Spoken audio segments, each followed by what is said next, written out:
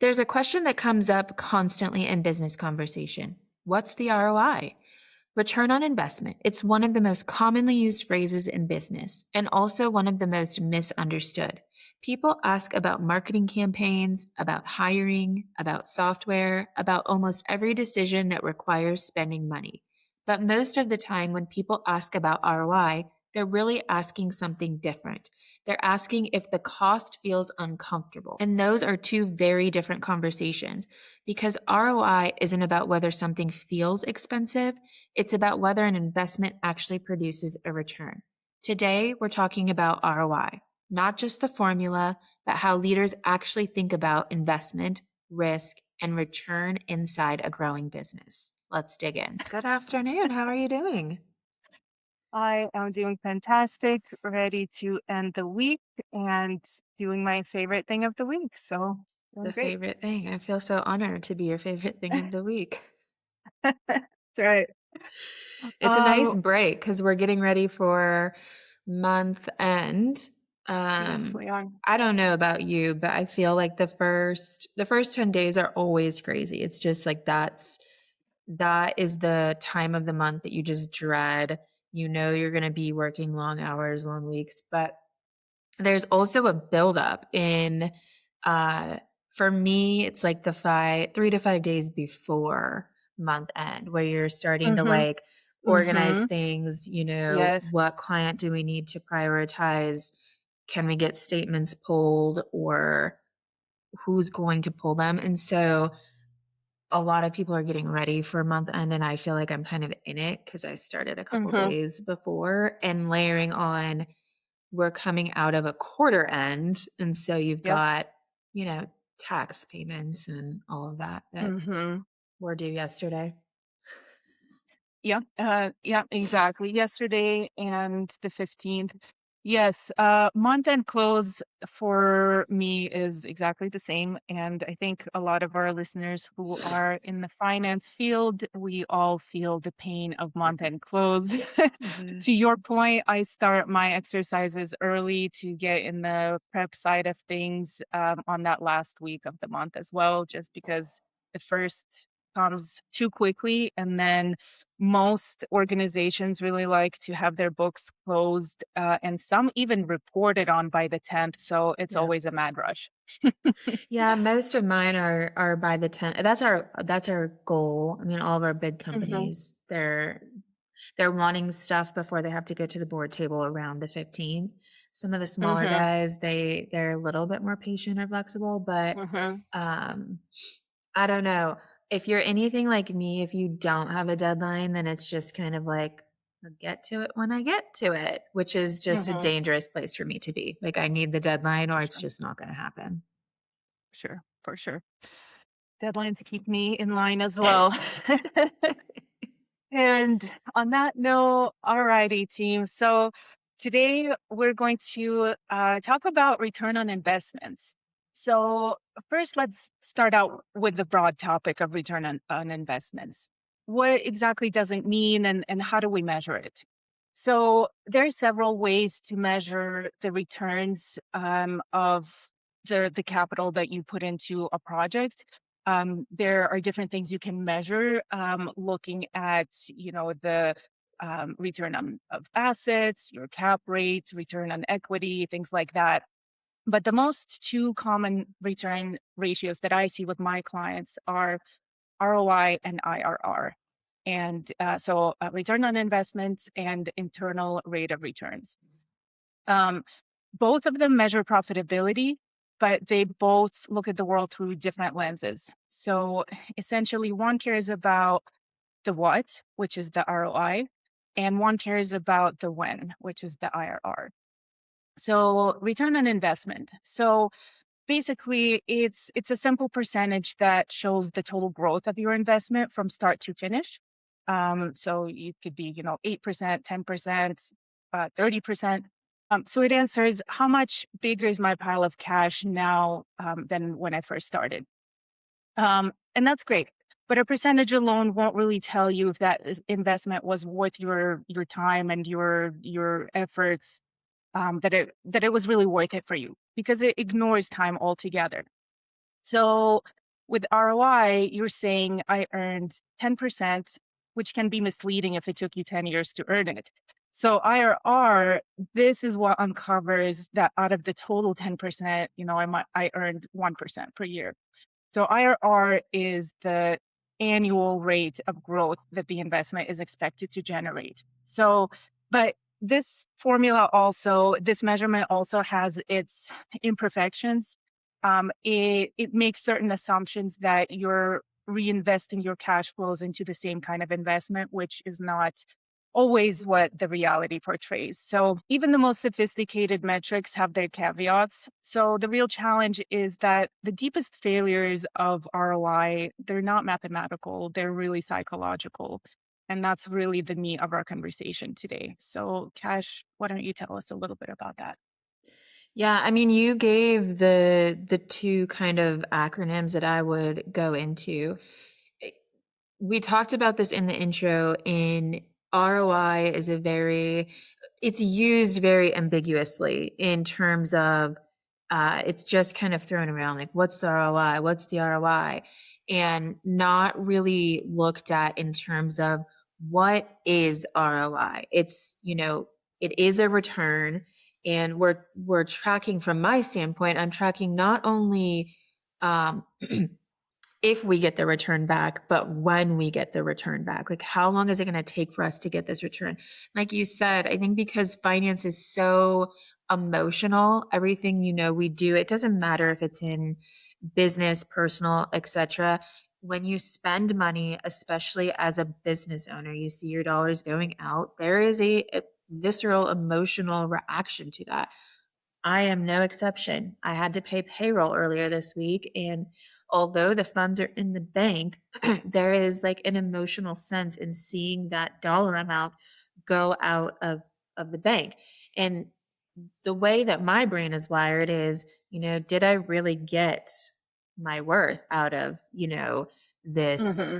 this payroll expense, if you will? So, I think that a lot of times when we're talking to owners or founders or leaders, they're looking at or focusing on cost rather than outcome. And so what I mean by that is we talk a lot about marketing. Everyone by now, we're how many episodes in, you know that marketing is where I'm going to go if I have a chance. But a lot of times we talk about ROI in terms of marketing because marketing is really an expense department. Marketing is not bringing anything in. They do via sales or other means, but what they do is spend. And when you spend, you want to know, what is this expense doing for me, right? So to dumb it down a little bit, you think about, well, I paid my electricity bill this month. What did it do for me? Well, it kept the lights on so I can operate in my office and throughout the workplace. So that's an easy one. But when you look at marketing in, all right, I'm going to spend $1,000 on this ad campaign. What really needs to focus on, instead of the $1,000 going out, is what is this $1,000 going to get us? What do we need to do to get that $1,000 plus back? And so in the manufacturing world, we would attend trade shows. I know almost every industry does them, but we would attend them, and our booth alone, just to get the booth there and set up and our location picked, was about $25,000. And that's on the low end. I mean, you Hmm. could spend upwards of a That's hundred insane. thousand dollars just for a location and booth, etc. And people get hung up on that. Oh my gosh, $25,000 is going out. Yes, $25,000 is going out. In our realm, we were dealing with high dollar transactions. So not as many transactions, but they were high value. So $50,000 plus. So when we're looking at this $25,000 going out, we're looking at, all right, our sales cycle, if we capture, I don't know, for easy math, 25 leads, it takes us about 60 days to close a sale. Our close ratio, again, easy math, let's say 10%. So if we capture 25 leads, we're going to turn that into about 2.5 customers. And then you look at your average deal size, order size, customer size. You can kind of pick your avenue that you want to go down. Again, for easy math, we'll say $10,000 is our average. So if we capture 25 leads, we believe that we're going to convert those 25 leads into about 2.5 customers. Of those 2.5 customers, if they have an average order of 10,000, we're now looking at $25,000, right? So we know in order to get back to break even for us going to the show, we have to drum up about 25 leads. Now, if we want to go beyond that, then you can start doing the math beyond that. The other little nugget that I would throw into this is repeat business. So in our industry, 90% was repeat business. And so you can then look at it over the course of 12 months. How often are they repeating that business? And and then start doing the math from there. And so for us, or from the finance side of things, it wasn't necessarily a sticker shock in 25,000 going out. It was taking the emotion out of it, and let's work the math, work the numbers to figure out when we're going to get that money back, break even, and then start to actually capitalize on profitability from it. You touched on a really great distinction between spending and investing that I want to kind of hone in on, and some of the fear that comes around just not having clear understanding of what the cost is gaining. So, you mentioned, um, certain spends they're just expenditures, and others are investments. We're going to gain something down the road from spending this money. And so an example of um, using your funds to move forward is like investing, for example, in a CRM that automates your processes of working with the client. You're closing a deal faster and you're moving on to the next revenue. That's an example of something that can be a gain with time after the system is implemented. um, Marketing, as you mentioned, it can have its returns, but they are very, very hard to measure. And so this is where the importance of investing into a tracking system that can actually help measure, where are our advertising dollars going? What's the traction from them? We're finding out information about through surveys, through various different ways when we land a client of how they came to us. And so if we invest in a system that actually tracks this, and I know that there are some sophisticated softwares, but you can also track these things in simple Excel Mhm. templates as well. But essentially kind of tracking, did this go anywhere? Did this outflow go anywhere? Did it gain anything? And without that visibility, it's, the founders, the leaders, the department heads, they're reluctant to sign that check Mhm. for, this new campaign without really knowing exactly what is it going to land for us. You said Um, something so important in that, and I would say this to small business owners because I'm very much in this realm right now. When you're working for a bigger company, you have a little bit more flexibility, and I don't mean that in terms of like abuse, but they tend to be a little bit more loose with approvals, right? If you're working with $100 million company, asking for a $25,000 CRM, it's really, you have to look at it in terms of relatability, right? If you ask me in my business to spend $25,000 on a CRM, very different conversation, right?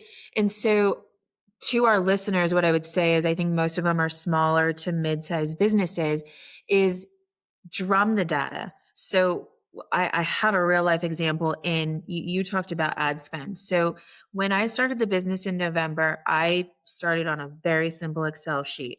I started with a client number. So all of my clients internally are numbered. Mhm. I have information on when they started with me. I have information on where they came from. So those first like 3-ish months, I really didn't do any paid advertising. There was a lot of word of mouth. There was a lot of getting out in the community. There was a lot of referrals from my network, but I kept track of where clients were coming. Were they coming to me via Facebook? Were they coming to me via LinkedIn? Were they coming via word of mouth? And after about 4 months, I had drummed up enough data to make some educated or strategic decisions on, if I am going to do some ad spend, where is the best use of that? Is it, kickbacks to people that are giving referrals? Is it ad spend on Google? Is it ad spend on Facebook? I had the data on where the larger percentage of clients were coming from. And so I could make those strategic decisions. And so for people that are listening to this, and we know now that it's not just owners, there are leaders that are listening to this in all levels of the business. So when you get to that point of, I really want to, run with this, anything, can't, we'll say campaign, but like you said, CRM, ad spend, what have you, have the data, because the data will help solidify. The other thing that I would say to this is, return on investment is sometimes hard to portray in dollars. And you brought up the fact of a CRM. Excuse me. You brought up the fact of a CRM. So a CRM, or we can even talk about what's efficiency software, task management software. Is that the right terminology? Like Monday.com. I call them like a ticketing system, like Perfect. a okay. So they're Project basically management project ticketing. management. That was the term I was Yes, looking yes, for. yes, So yes. project management. Mhm. These tools, basically, it's a way for the team to come together and say, we have these deliverables. Here's who needs to do what. Here's the order that needs to be done. You can't really put a value on that. And, if I spend $1,000 on this CRM, again, not all CRMs, not all project managements are these costs, but easy math. If we spend $1,000 on this, Monday.com is not going to give me anything back. You have to look at all of the avenues of return on investment, right? So if I have this project management and I know that we need to do this project, I'm going to do A, B, and C, and then Sassy's going to step in and do D, E, and F. And then I'm going to jump back in, but I can't until E and F are done. You start to organize this, which then drives down interruptions. So now I'm saving you time. I'm saving me time because I'm not having to text you, Teams you, email you, call you, whatever. I just know I'm going to go to this project management software and say, she has done her 3 tasks. So now that I can jump in and do mine. And so there's an ROI on time. I have time back in my day because I'm not bothering you, and you're also not getting bothered. You can go check this. And so I do want to be very clear that when we're talking about return on investment, a lot of times we're talking about dollars, but you have to look at it in terms of um, investment in all areas. Time is a huge asset. And if I can get more time back in my day by being efficient, that is a great investment for me to consider. Oh man, I'm sitting on so many gems right now. You've touched on a lot of good things. So, I want to jump straight into the time one and specifically talk about those intangible or harder to measure savings, or maybe time burdens, additions of cost. So essentially, let's talk about tech investments. So you touched on Monday.com, a ticketing system. which I could talk about, and we will talk about in isolated episodes because I'm obsessed with software, and this is something that I have very much in common with your one of your employees. We geeked out one time on just our love for different Mhm. software. I in the last decade and a half, I've one of my pastimes was like just purchasing software and just testing it out, playing with it, seeing how it can, increase my efficiencies in my Mhm. day and stuff like that. And one of the things that um, my whole kind of just life concept is very time oriented and very task list oriented. So I have tested all the not project, but like the ticketing system, to do list kind of softwares. Mhm. But one thing that I find with them, that you really have to watch out for is, if there is, so you talked about efficient time efficiencies, right? And yes, they are. If a ticketing system is amazing in saving time, as far as like you're kind of looking at one ticket, you are resolving one problem, the back Mhm. and forth of it, where in an inbox you would be, it's in with a million other things. It kind of lets you categorize your tasks at a time, and you're just kind of honing in um, one task at a time. But in order to kind of get there, you either need to spend the software for the good system that will work with your inbox.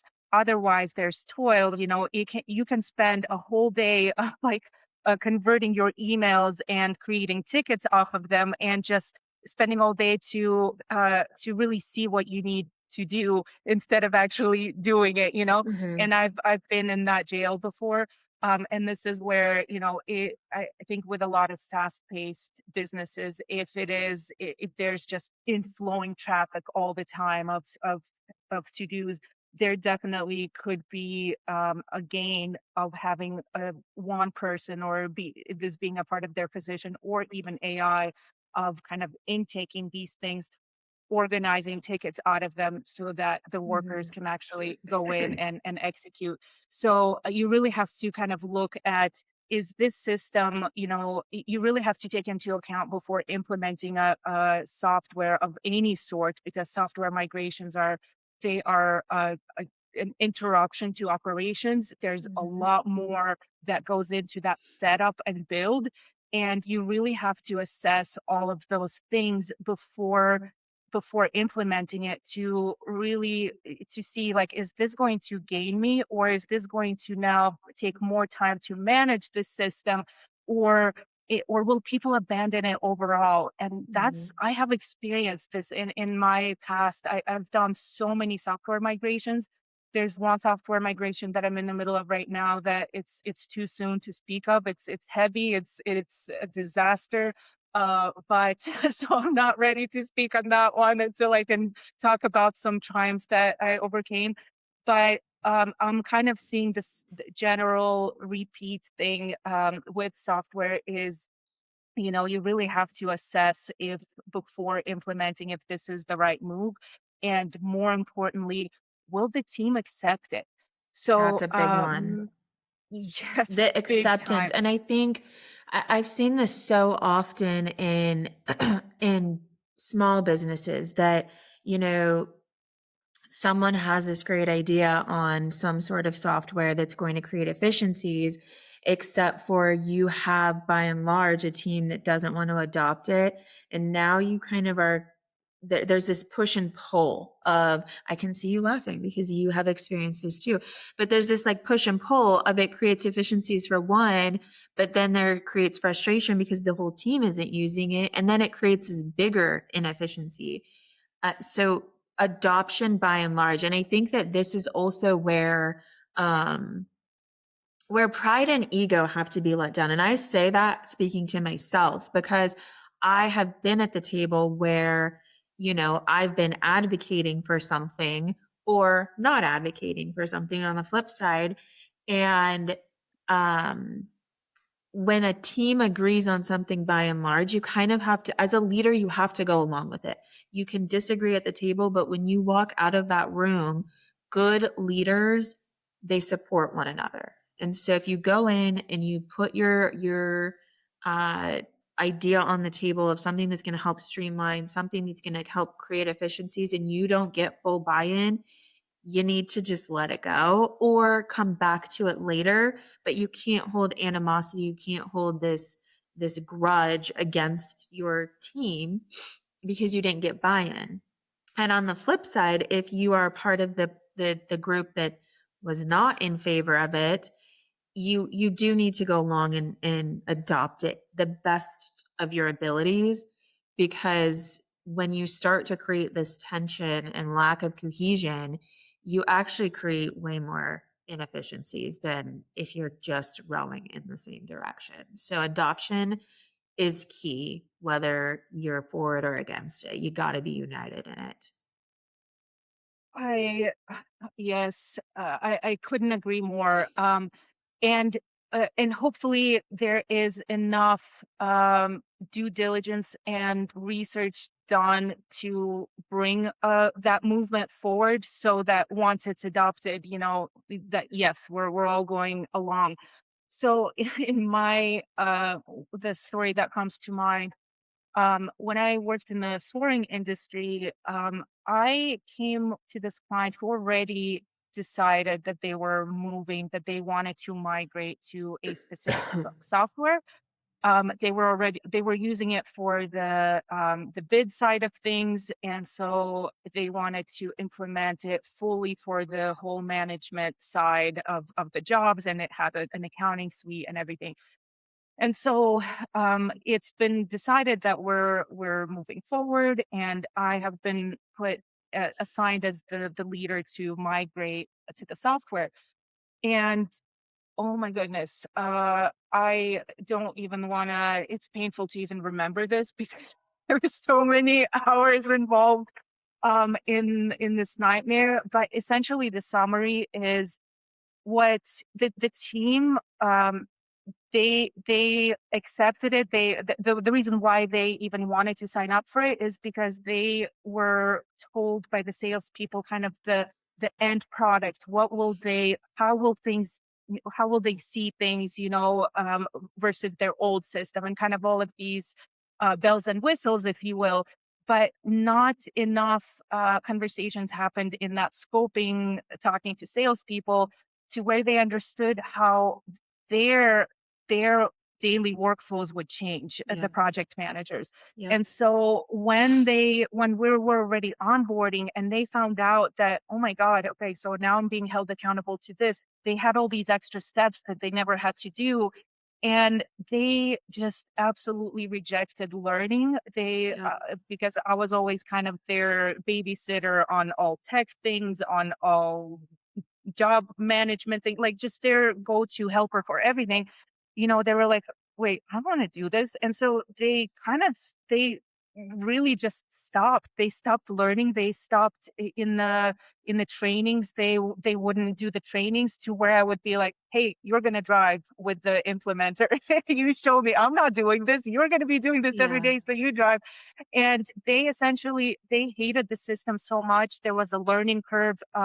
And we were working with some of the people. Okay, they might have some instances of like dealing with their phone, maybe with the software or the estimating side, but they're not software gurus. They're Yeah. not used to like, okay, now my whole experience in this job changes. So they absolutely rejected it. And I remember early on, my first red flag, I remember asking the owner, like, we can still revert this. We are a couple of months in. It's been painful.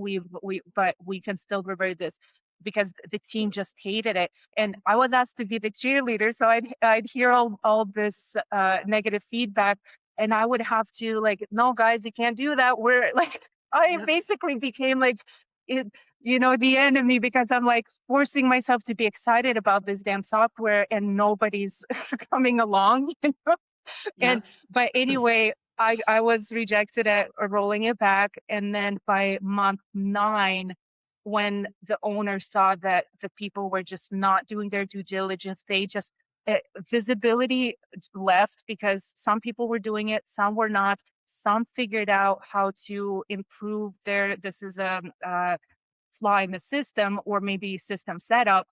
But essentially, they were improving their job performance by dropping materials back to inventory from their from their jobs. Yep. And so when I caught that, that was like the control that sold the owner of like, okay, if they're being deceitful and this system isn't catching this, there isn't a control here. Okay, we're moving back.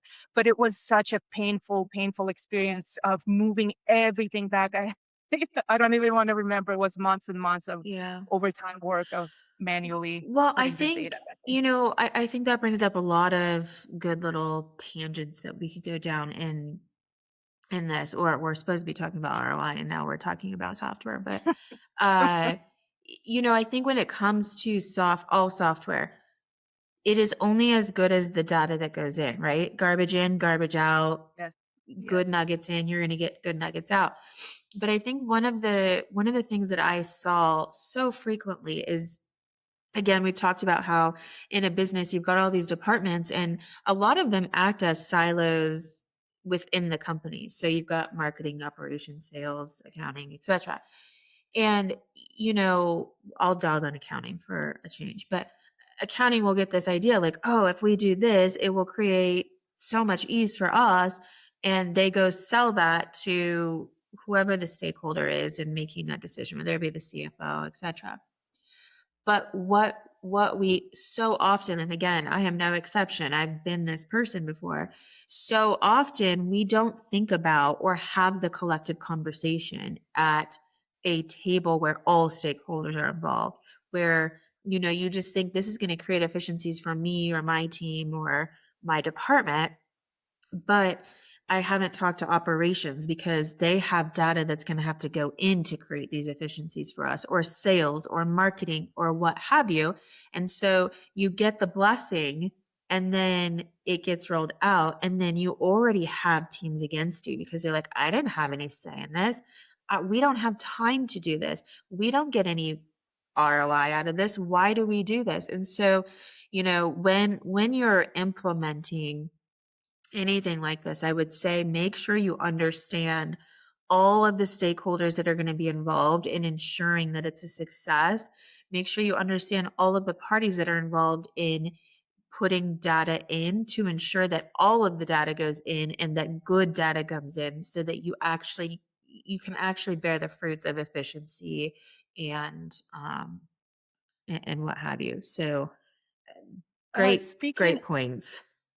Yeah, I wanted to ask you, so what software do you use or do you recommend for, whether it's CRM or, we're talking about finding, like, trying to understand how our clients came, where they came from, Mhm. and like measuring what value did they, what cost brought what value. What software do you use in your company? And I've never worked in Salesforce. I'm curious about it. I've seen like different aspects of it, but I personally haven't worked in it. But what software do you recommend, and what can our I listeners afford? Yeah, I think it depends. It really depends on your company size and your client size. And piggybacking on that too, I think you have to understand we're living in a very high tech world, right? Everything is going tech. And I do believe that there is a little bit of tech exhaustion or software exhaustion, right? Like when you go into a company, it's like, all right, we've got email, we've got calendar, we've got CRM, we've got accounting software. There's so much. And ideally it brings efficiencies if they're all working together. But I think that's also a kind of a hardship here is people are working in so many sandboxes. But to your question, softwares, I use Excel. We have 40 clients. And so right now it's very manageable in Excel. I couldn't justify the ROI um, in putting it into a CRM and bearing that cost. I'm also acting as our biz dev right now. So I'm drumming up the Mhm. business, I'm converting the business, and then it's going down to controllers, bookkeepers, if you will. So right now we're operating in Excel. I have used HubSpot, which is um, it has lots of layers and levels, and it also integrates with a lot of the softwares we've talked about. So it can integrate into your accounting software. Um, and it can integrate into a lot of lead gen software. So generating those Mhm. leads, it will feed right to the CRM. HubSpot is very user friendly, pretty cost effective, and you can use it as a sales CRM as well as it has marketing functions. Salesforce is great, but it is a beast. So Mhm. Salesforce is great for very large companies. I would say well seasoned a sales team that has worked in a CRM, understands all of the additions and metrics and what have you. So for small to medium sized uh, businesses, I would say Excel is great. It's very Mhm. cost effective. If you pair it with, or even Google Sheets, if you're in the Google suite, if you pair it with some AI, you can actually generate a lot of automation and dashboards and reports, if you will. Mhm. If you are working with maybe multiple, like a larger sales team, mid-sized company, maybe there's a couple biz dev, HubSpot would be great. But again, Mhm. garbage in, garbage out. And I've seen this Mhm. too with these CRMs is that you get a salesperson that's like, I'm just going to add in these 15 people, my aunt, my mom, my dad, my uncle. And all of a sudden I have generated 15 leads, except for those 15 leads are garbage, right? So, um, there's lots of options out there. One of the things that I would ask if you're looking at software is A, what's your goal out of a CRM? What are you looking to obtain out of it? And and who's going to be using it as well as cost. And again, coming back to that ROI, I didn't want to spend money on a software that I can get the same results out of Excel. Eventually, we probably will need a CRM, but um, there was But at no, this it point, wasn't going to bring me anything by having yeah. this cost that I couldn't Yeah. do already. So I think a lot of business owners, we overcomplicate it like, oh, a CRM, it'll have everything we need. You can create an Excel spreadsheet that will do that. And most of these CRMs, you put your data in via a CSV file. So if I ever want to go to HubSpot or Salesforce, basically I will take the Excel spreadsheet that I have, convert it to a CSV, and upload it into this software. Yeah. Well, before we land the plane, let's talk about one last area of ROI, which we kind of you hinted on when beginning this conversation, and it's the ROI of people. Mm, So this one is, as you mentioned, and just in general, it's very touchy for a lot of business owners in just in the hiring process. You see, you have a need to hire, but you're hesitating because you know that there are all these other costs that come with hiring.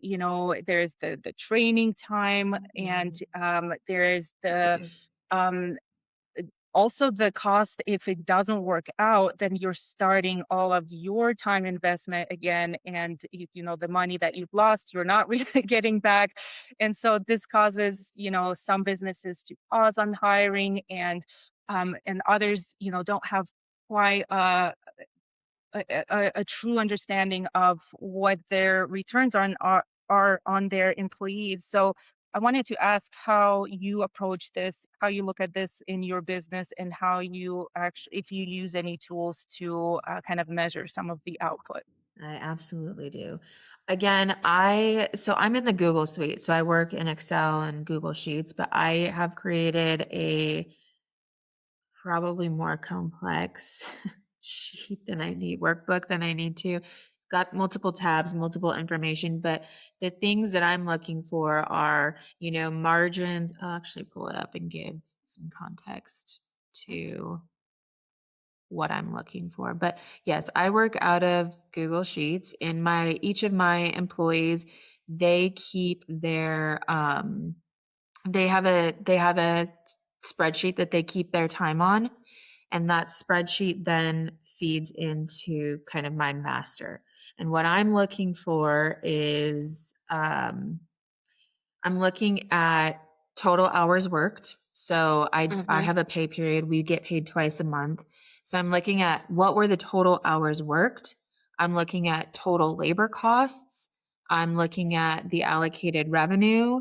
I'm looking at gross profit and that profit margin. And so as these employees feed in their hours, they Mm-hmm. are also having to track those hours to a certain client. It's then feeding into this. So it was a Mm-hmm. lot of work to get the spreadsheet up and running, but now that it's running, again, it's only as good as my employees keeping their Mm-hmm. time sheets up to date. Mm-hmm.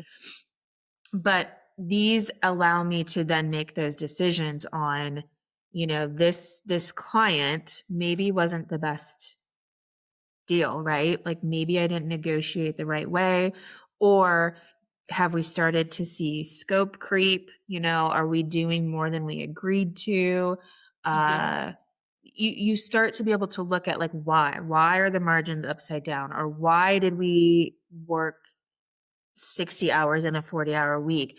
Because to your point, I'm a big advocate for taking care of your employees. Your employees are Mm-hmm. your biggest asset. And so they know, the first 10 days, those are rough weeks, right? We're going to be probably working more than 40 hours, but towards the end of the month, there's a little bit of reprieve, right? If you need to take a couple hours off the end of the day, the beginning of the day, like I'm going to have less quarrels about it than at the beginning of the month. But I do it, I do it through a spreadsheet um, with my team. And in terms of making decisions on, low performers, this is going to sound really cold hearted, but I have spent a lot of time in the corporate world, a lot of time managing employees. We've talked about toxicity. You have to make those decisions quick, right? And Mm-hmm. we can talk about this one. We've talked about how we're in an engagement, right? Like you are with a company that has outsourced my firm for some bookkeeping needs. There are two bookkeepers on the account. One of them is phenomenal, probably one of my best employees. We brought in a second bookkeeper, not a fit. And not only not a fit for you, but wasn't a fit for the firm. And we spent 5 days training her. We had some internal issues on our side with her in terms of the communication, the styles of personalities. It was not a fit. And so we had to make a decision quick. Like, you're not a fit. You got to go. Nothing personal, but you're costing us more in time, in training, in not tending to the client.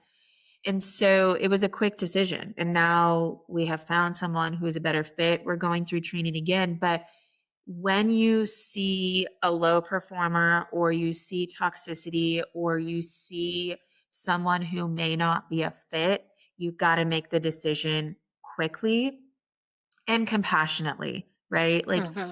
these Mm-hmm. are humans at the end of the day. And usually if it is if it's not a fit on one side, it's usually not a fit on the other side. It's a mutual Yeah. non-fit, right? Like, Right. um and so it's beneficial for both sides to make that decision quickly. May not be the desired answer, may not be the most compassionate or likable answer, but I'm a firm believer that you have to make those decisions quickly. Agreed. Absolutely. Otherwise, you're just pouring out more money. You need to Yeah. replace it with um, those who will earn those revenues back. Absolutely. But on that note, I think it is time to land that plane. Land that plane. We have to do a question. Oh yes, yes, we do. I did not give it. I didn't prepare one. You didn't give it any thought? I did not give it any thought. I've got one for Let you. me see. So you're Right. going on a road trip, Jeez. and you've got I to hate have it road already. snacks, right? You have to have road snacks. So, what are the road snacks that you cannot leave behind? Goldfish. Goldfish. I love my goldfish. I will eat a whole bag in one sitting. So in my family, snacks are only, they're like a periodic kind of purge, Yeah. of like, I know this is going to go in my face today. This is my one sitting in a month, but Yeah. I can't have a limit with those darn things. It's goldfish for me. Can't just eat How one. about you? That's funny. Same. Like, I'm not really like, we're pretty healthy in our house. We do have like snacks from time to time, but I feel like road trips are really where you're like, okay, I can splurge. So usually popcorn, that's actually normal in my household, but I really do like gummy things. So a gummy Hmm. Hmm. bear, I don't know, peach rings, something, yeah, of that nature. Something that's terrible for you, but also so good. Yeah, gotcha.